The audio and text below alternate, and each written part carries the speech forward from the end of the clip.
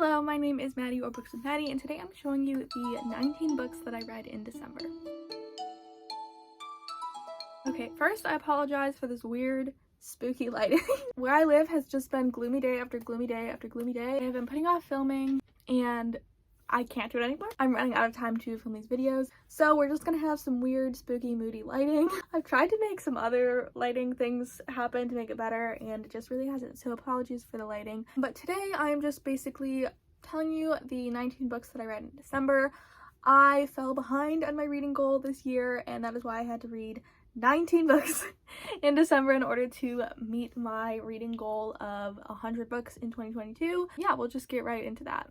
I don't want this video to be obnoxiously long, and 19 books is quite a few. I don't like this angle.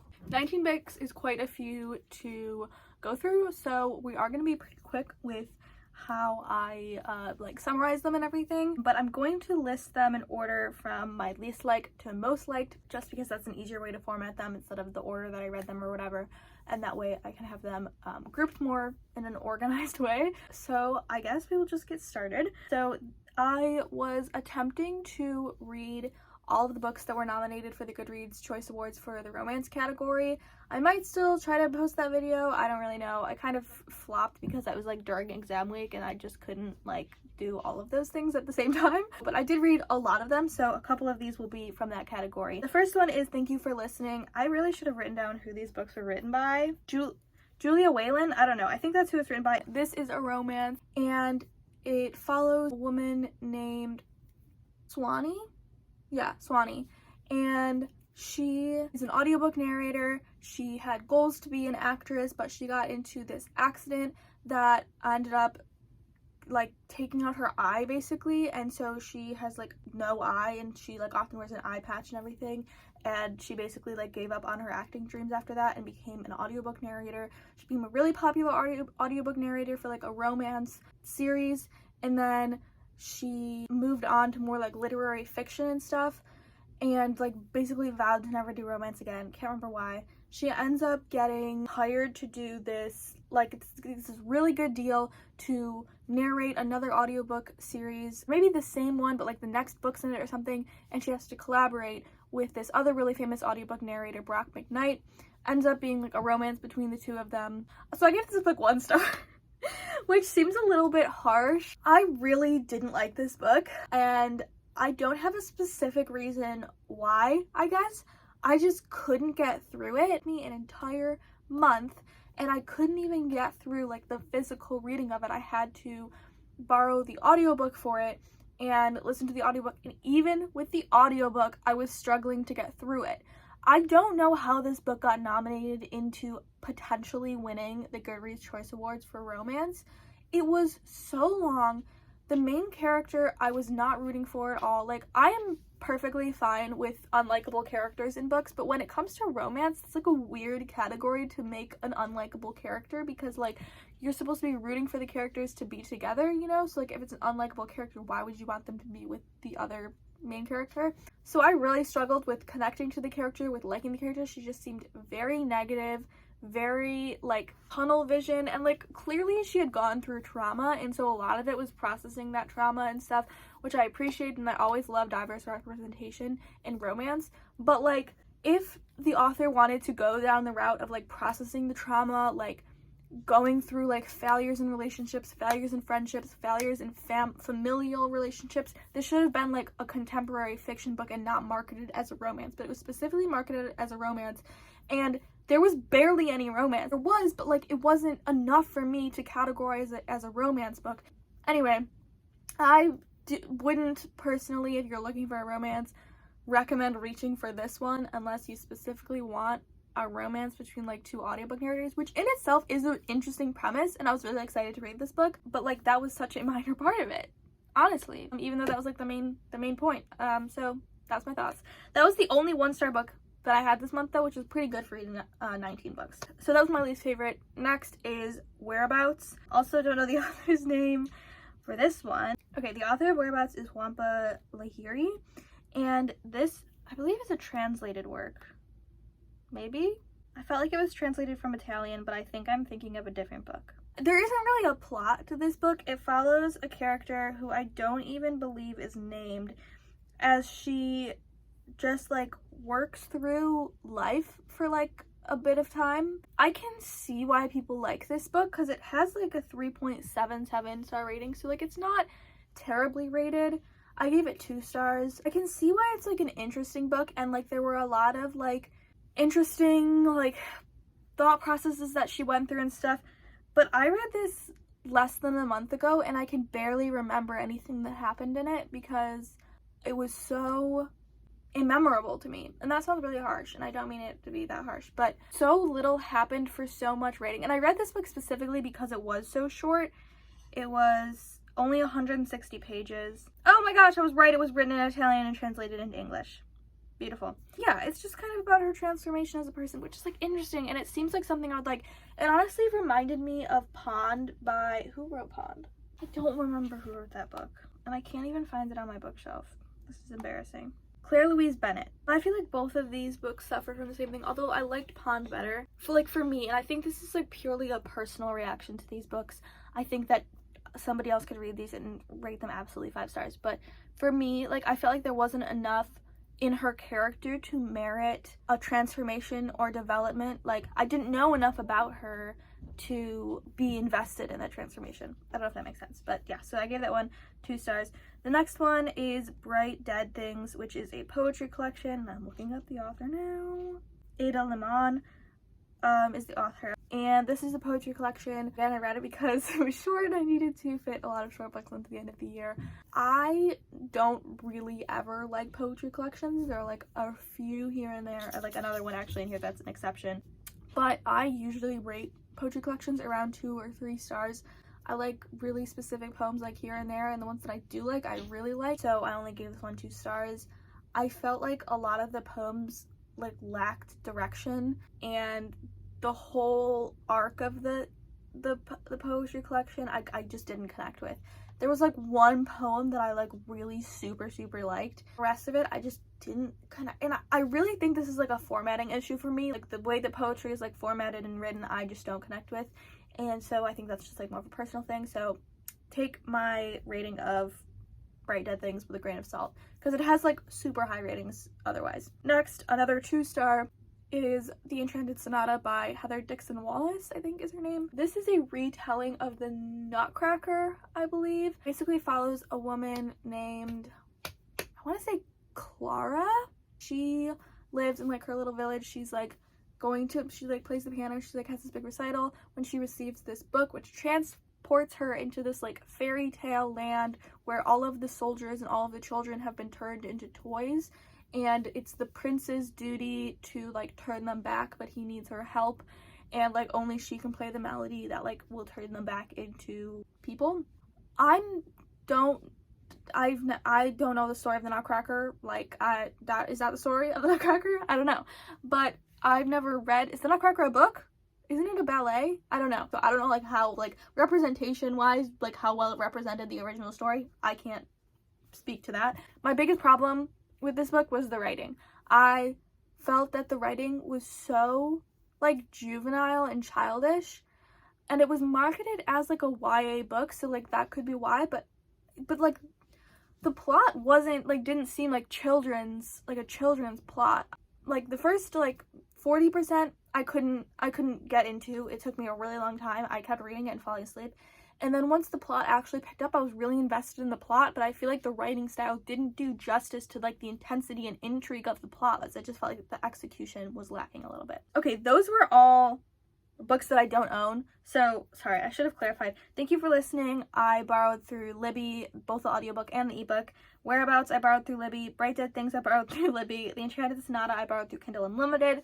Finally, we are getting to a book that I actually physically own, and that is Alpha by Olivia Blake and Little Chmura. This is a part of Olivia Blake's graphic novel like series. I think there's only 2 books in the series, and it basically follows like a kind of dystopian society where like young people like 18-ish years old are like taken to be trained to be kind of like super soldiers, kind of. At least that's what I got from it. I think there's also magic. The biggest problem that I had with this is I could not follow the plot. Graphic novels are another thing that I don't connect with as much, and so I had a very hard time figuring out the plot. I was intrigued by the plot, but I felt like it wasn't like developed enough. Like I didn't know enough of what was happening in order to like follow it. I was like, this seems super interesting, but what is actually going on? There wasn't a lot of backstory. It was very short. I feel like if it had been like lengthier, maybe I could have appreciated it more, but I only gave it 3 stars. Next, we have Virgin by, this is another physical book that I own. It's a poetry collection. I literally see the spot on my bookshelf where it belongs, but I don't know where the book is. Okay, this is the book. Virgin by Annalisa Sotelo. I don't know if there's a specific synopsis for this book, but it focused a lot on like womanhood, sex, relationships, love. There was a lot of references to historical figures like Artemisia Gentileschi. There was some like mythology, which I thought that was really cool. I gave this 3 stars. It was pretty average to me. There was like a couple really good poems that I really enjoyed, but again, with the poetry for me is like very difficult for me to connect to. Okay, the next book, I also gave this one 3 stars. It is Last Christmas in Paris by Hazel Gaynor.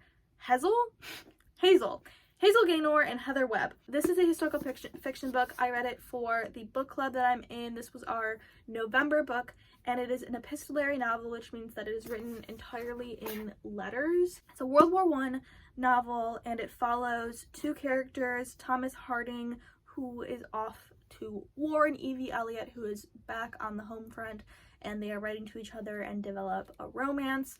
My biggest critique of this novel was that I'm realizing that I might be the problem. Epistolary novels, although I have loved epistolary novels in the past, I found it so hard to connect to these characters in an epistolary format because I felt like they weren't like developed really well. Specifically Evie, I really like could not connect with her character, and what I'm trying to say by that is I didn't like her character.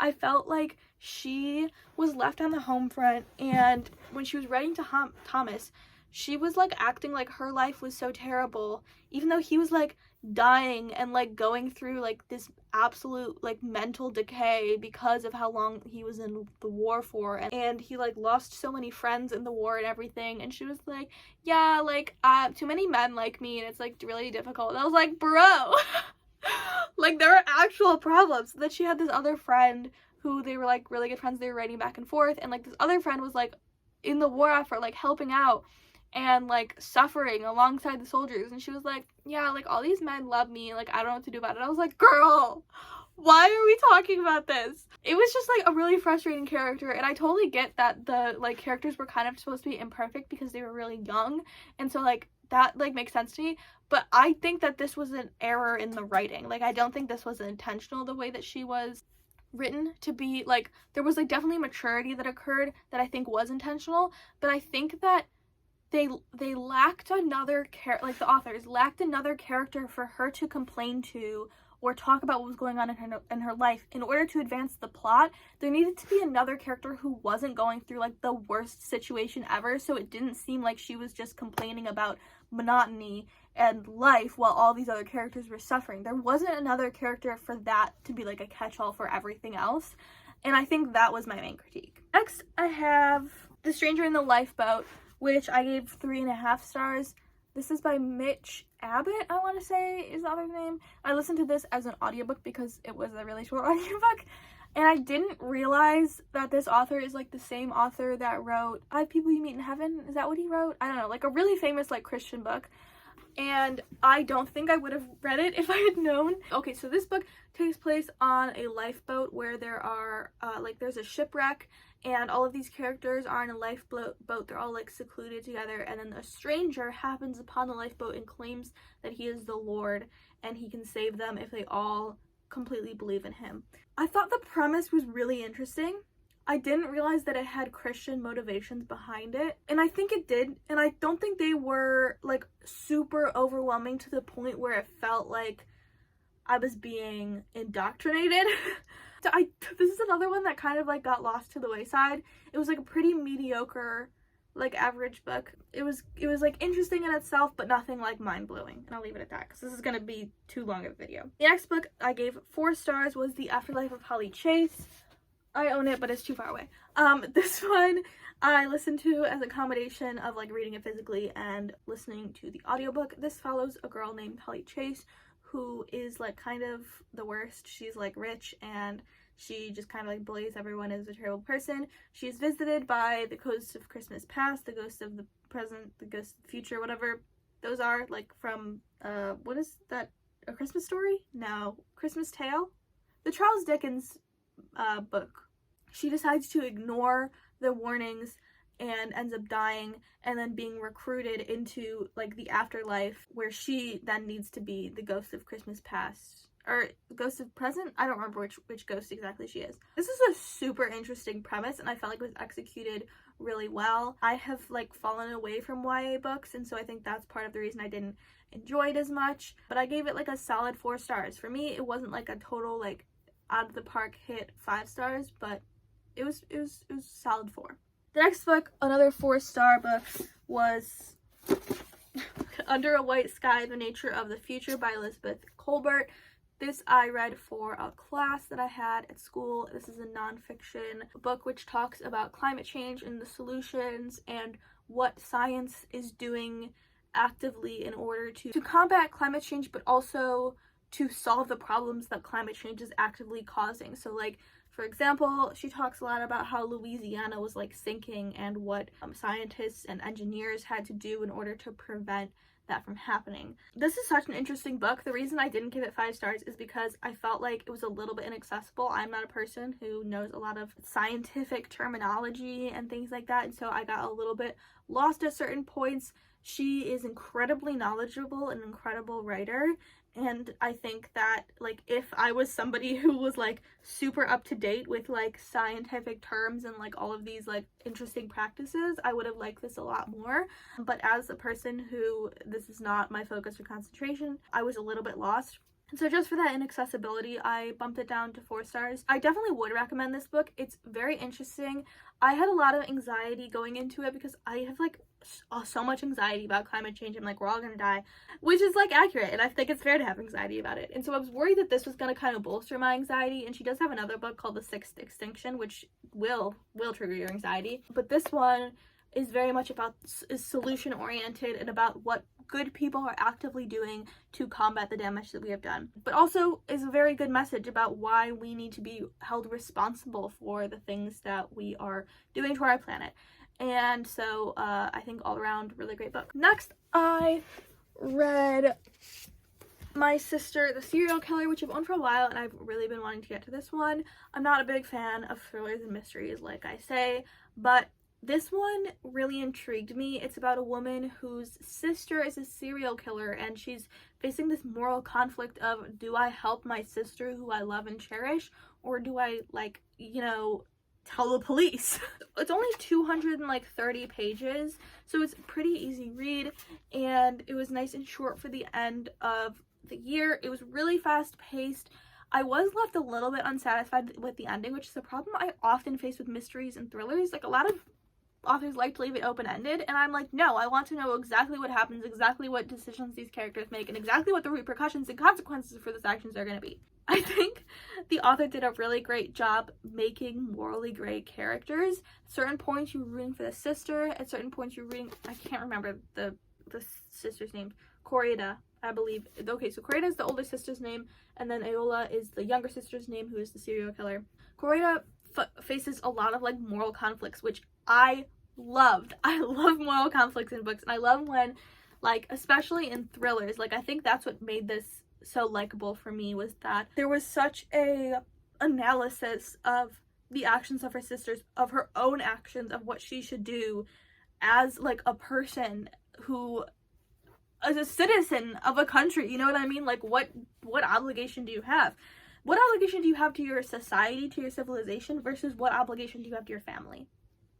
Very, very interesting conversation. Okay, so next I read The Kiss Curse by Erin Sterling, which is one of the romances that I read for the Goodreads Choice Awards thingy that I was trying to do. This is the sequel to The X-Hex.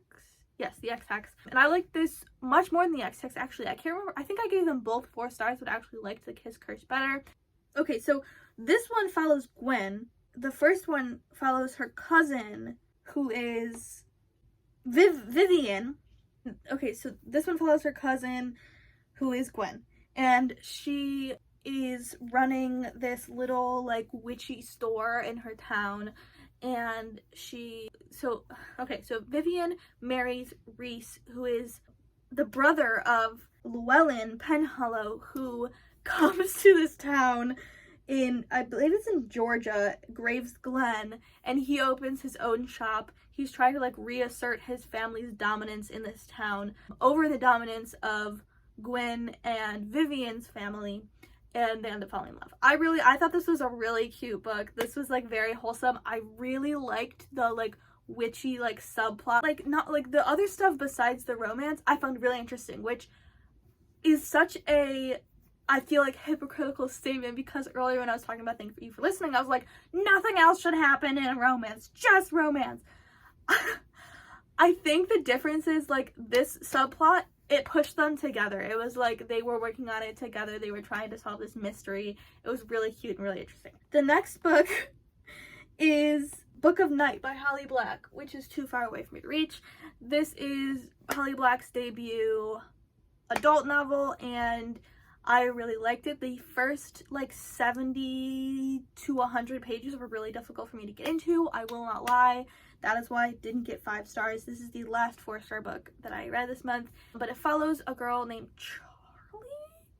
Is that right? I want to say Charlie. And in this society, there are different, like, shadow powers. Like, people have powers over their shadows. People can, like, cut their shadows off. Like, there's all this different stuff that's going on with shadows. And Charlie is kind of like a thief, bounty hunter, not bounty hunter, that's the wrong words, but she's like a little, like people hire her to do little odd jobs here and there that are, like, technically illegal, and she's, like, really good at them. And so it follows her living in this world of, like, shadows. And I can't remember what is in the synopsis and what is a spoiler, so that's all I'm gonna say for right now. The second half of the book is phenomenal. First half is pretty slow, but I would get pushed through the first half in order to get to the second half. Next, we have a short story written by Margaret Atwood called My Evil Mother. This is a very short story. It was like 40 pages, and it follows a mother and a daughter, and the daughter is, like, just trying to live her life, and her mother's, like, a witch and, like, making her do all these crazy things. And it's about, like, mother-daughter relationships and the nature of those, specifically when it's, like, a single mother-to-daughter relationship. And it was, like, really wholesome and fun, but also, like, witchy and spooky, and I really enjoyed it.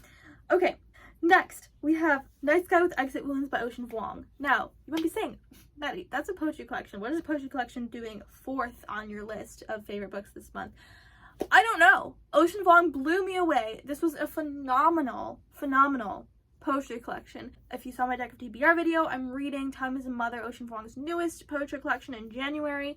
I'm so excited to read it because I love Night Sky with Exit Wounds. There are so many of these poems that, like, come back to me. That's how I know it's a good poem, is when I'm, like, going through a good poetry collection is when I'm going through my day-to-day life and, like, poems come back to me. Like, I'm reminded in my real life of poems that I read. I just connected so much with this collection, and I absolutely loved it. But I really appreciated this collection, and I highly recommend it. Number 3, we have Fairy Tales of the Macabre. Am I saying that word right? I always want to say Macabre, Macabre? I don't know. But this is a short story collection by Olivia Blake. 5 stars. Love Olivia Blake, even if I didn't love her graphic novel. This follows little, like, grim fairy tales with, like, a spooky, extra violent twist to them, and I love them. They're, like, love stories, but spooky and violent and witchy and dark, and I love them. I just love the way that the twists that Olivia Blake puts on these stories. I usually don't love short story collections because I just want, like, one long story for, like, full development and everything, but I loved how short these were. There was only one, I think the first one, and I was like, I want more. They were just so good. Definitely an honorable mention of the year is that collection. Number 2, we have I'm Afraid of Men. The author's name. The author is Vivek Shraya, and this book explores masculinity. The author is a trans woman. It's such an interesting perspective to learn about their transition from being a man to being afraid of men, and even the fear that men have for each other. This was such an important and necessary book. I wish I could make it required reading for every person on the planet. This author is so honest, and that's what I love about this book the most. Is this author is so honest about the harsh truths of reality, of being a woman, of being trans, of being not cis or straight, and like the in-betweens of like the in-betweens of identity. And I think that's such an important, oh my gosh, I'm gonna go on a gender studies rant. This is like so tangential to my research that I'm doing right now, and so is tangential the word that I wanted? Maybe, I don't know. But identity, we try so hard to put it in like a specific box that like applies to like one group of people, but like we don't need to do that. Like identity can be like in between things, and like it doesn't have to like stay consistent throughout your entire life. Okay, anyway, I'm not gonna go on a rant, but I think this book is so necessary. It was heartbreaking, it was emotional, it was important. I loved it. And then lastly, my number one book of the month. Oh, by the way, did I say when 5 stars started? So my evil mother, Night Sky with Exit Wounds, Fairy Tales of the Macabre, I'm Afraid of Men were all 5 stars, and this is the last book that I read in December, and it was my favorite book that I read in December, and it is The Silent Treatment by Abby Greaves. This is not a book that I expected to be 5 stars or my favorite book of the month, and I believe it's going to be in my top 10 of the year. This was another book club book. I can't remember. It was from months ago, and so I don't remember when I was supposed to read it, but I just read it now. So it follows a couple, Frank and Maggie, who are like maybe in their like 70s, 80s, I don't know, who haven't spoken for 6 months to each other. And it follows, like, it switches from before and after. Accident happens to Maggie. Maggie collapses in the kitchen, and Frank is, like, full of regrets. He's like, oh my gosh, I should have maybe spoken to my wife. But he has, like, the specific reason why he hasn't spoken to her in 6 months. And so it jumps between Frank in the hospital with Maggie, trying to help her recover, and the past, what led up to these events, and the silence and everything. And it was phenomenal. I can't even tell you how phenomenal this book was. I was so moved. I was just so moved by it. By the romance of these two characters, by the family that they built, by the relationships they had with other people, the generosity. Like, we should all be like these characters from this book. It was so beautiful and emotional and moving, and it was also so engaging. Like, I just feel like the writing was so good, and I was so engaged with the plot, and I just wanted to know what was gonna happen next. And so I feel like writing wise it was incredible, plot and intrigue wise it was incredible, the characters were incredible. Like, it was just such a well-rounded book. It was so well built out, constructed, and executed in such a good way, and I just have only good things to say about this book. That is the last book I read in December. I really hope this video doesn't go on forever. I know that some of these I ranted on for way too long about. I really hope that you enjoyed. The rest of my end of the year videos will be coming out soon. They might have gloomy lighting like this. Hopefully some of them will have better lighting. Thank you so much for watching. Let me know what books you read in December. I know it's been a while since December occurred, but just let me know. If you'd like to know where else to find me, I have Instagram, I have Goodreads, I have TikTok, I have Twitter, I have all those things. They're all linked in my description below, so feel free to check those out. Like and subscribe, it really helps me out. Thank you again so much for watching. I hope you enjoyed. I hope you have a great day, I hope you have a great week, and I hope you have a great life, and I'll see you very, very soon. Bye-bye!